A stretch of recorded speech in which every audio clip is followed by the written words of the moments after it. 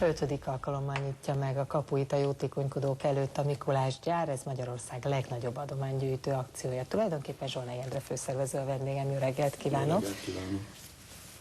Nem is tudom, milyen ajándékcsomag, melyikkel kezdjük, ugye már azt jó lenne praktikusan megbeszélni, vagy kezdjük először mondjuk jó akkor a programokkal, meg hogy mikor nyitja pontosan. Oké, alapinformáció. Akkor az alapinformáció. 11-én holnap nyit a Mikulás gyár 11 órakor a nyitó ceremóniával, így van. 11 óra 11 perc? Hát ha van egy kis csúszáson, akkor igen. Mindig szokott lenni, ugye? Igen. Akkor az. És 22-ig tartunk nyitva, akkor meg egy záró ceremóniai ünnepségünk lesz. Mindenfajta ajándékot várunk, ez a felvonulási tér praktikusan Budapesten, a főhelyszín, ahol van egy, talán majd lehet látni az installációt, van egy hatalmas buborék, egy nagy sátor. Nem eltéveszthető? Nem nagyon eltéveszthető, így van. 15 méter átmérőjű és 8,5 méter magas, tehát és agyon van világítva, valóban nem lehet eltéveszteni, illetve megpróbáltunk ennek mintájára 12 hazai plázába is egy installációt elhelyezni. Mindenfajta ajándékot... Ez nem csak Budapesten? Nem, hanem 10 vidéki városban, nagyvárosokban, megyeszékhelyeken és 2 Budapesten. Mindenfajta ajándékot várunk, hogy még az első kérdésére is válaszoljak, illetve a kérdés első felére, ami könnyen csomagolható és szállítható, de legelső sorban tisztítószereket, ruhákat, tartós élelmiszereket, reményeim szerint könyveket minél többen hoznak, és játékokat. Azért kérdeztem így, mert én nagyon sok ilyen akcióban vettem részt, és szeretek részt venni, és azért vannak tapasztalataim, amikor Afrikába gyűjtöttünk, és téli cuccokat hoztak, annak annyira nem örültünk. Tehát, hogy azért az emberek gondolják át. Ahhoz, hogy át tudják gondolni, hogy mégis mit, ahhoz viszont ön tud nekünk segítséget adni abban, hogy kiknek juttatják el, hova juttatják el ezeket az ajándékokat. Idén is a Magyar Vöröskereszt a fővédnökünk, Habsburg György elnök úr személyében.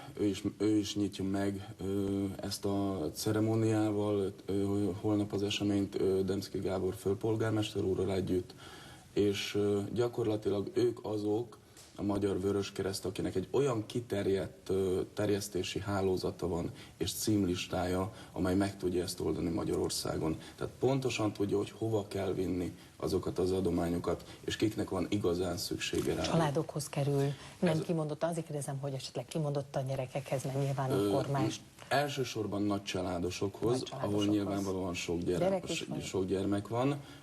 Itt 4-5-6 tagú családokhoz, adott esetben még több tagú családhoz kerül az ajándék, és valóban ami a legszükségesebb, azt várjuk elsősorban, és ez mondjuk valóban télen nyilván a ruha, a tisztítószer és a tartós élelmiszer, ez mindenkinek jól jön. Tartós élelmiszerre mit szeretnek? Például tésztát, rizs? Tészta, rizs, olaj, só, cukor és konzervek legelső sorban. Tehát ami sokáig... És a gyerekeknek? A gyerekeknek pedig édességet, csokikat viszünk.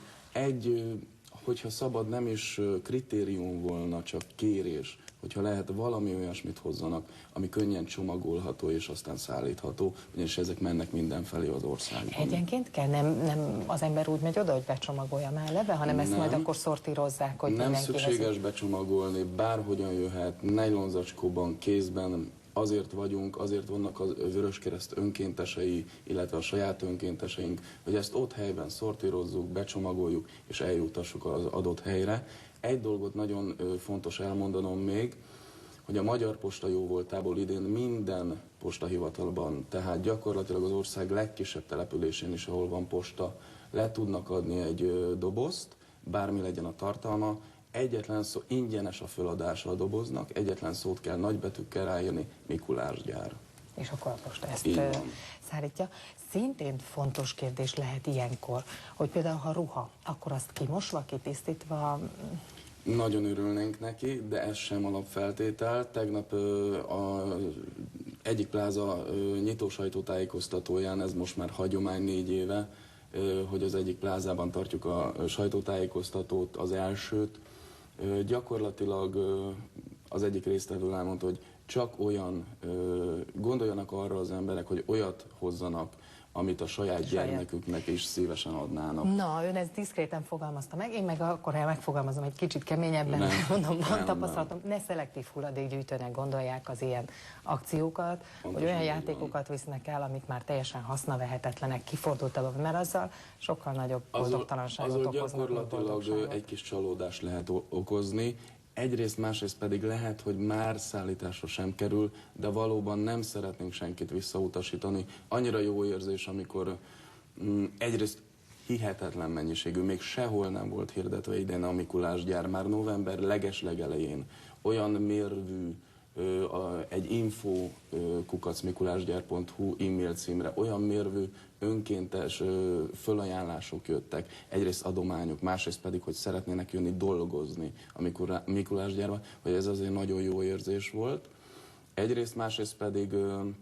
Hát jó, gondolom azért is, hogy ez egy fix pont, tehát az emberek eleve évközben is akár már figyelhetnek rá, hogyha valamit kiselejteznének, de még jó, neki dobják, hanem akkor tegyék félre. Egyrészt, és ez jó érzés, hogy van egy ilyen gondolkodásmód az emberekben Magyarországon, ami nem feltétlenül mutatkozik meg manapság, és a szolidaritás és a társadalmi felelősségvállalás, és nem tudom azért micsoda. Azt láttuk, hogy mindig, ha baj van, igen, így van, nagy bajban nekem azért van egy...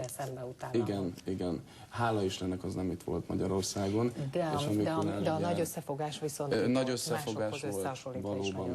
Tudom, én is részt vettem benne, úgyhogy tudom. Úgyhogy ez tényleg jó érzés, ez jó dolog.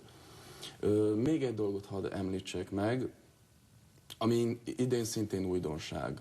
Idén ugye jubilál, ön is mondta, hogy 5 éves a Mikulásgyár, és először állítunk föl egy színpadot a budapesti főhelyszínen, a Felvonulási téren, amely színpadon 2 és 5 óra között minden nap, 11-e és 22-e között a gyermekeket próbáljuk szórakoztatni.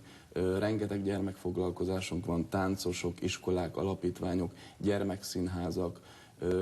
Egyet hadd említsek meg, muszáj vagyok, a Lakner bácsi gyermekszínházát, amelyik most már nem tudom hány évtizeden működik, nagyon-nagyon sikeresen, és jönnek.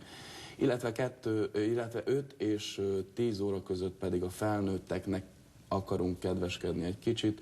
A legnépszerűbb magyar előadók vállalták el, koncertekkel, mindenféle föllépéssel, úgyhogy nagyon köszönjük nekik is, és mindenkinek, aki támogatja a Mikulásgyárat idén. Tehát akkor holnaptól, és egészen 22-ig lehet vinni, de a vidékieknek könnyebbség, hogy most már vidéki nagyvárosokban is nézzenek körbe. Így van, a plázában és a postahivatalokban. Köszönjük szépen. Én köszönöm.